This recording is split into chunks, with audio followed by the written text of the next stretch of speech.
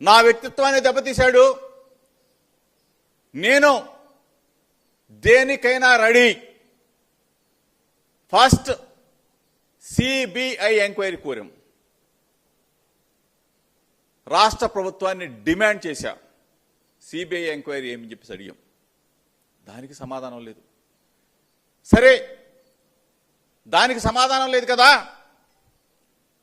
Lie detector టెస్ట్కి నేను ready అని చెప్పా. ధైర్యంగా దమ్ముగా. దానికి సమాధానం లేదు. లేదు,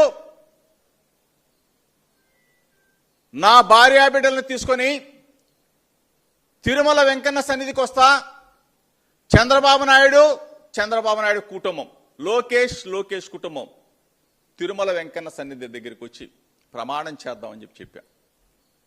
జోగి రమేష్ తప్పు చేశాడని ఒక్క మాట చెప్పు చంద్రబాబు నాయుడు. తిరుమల వెంకన్న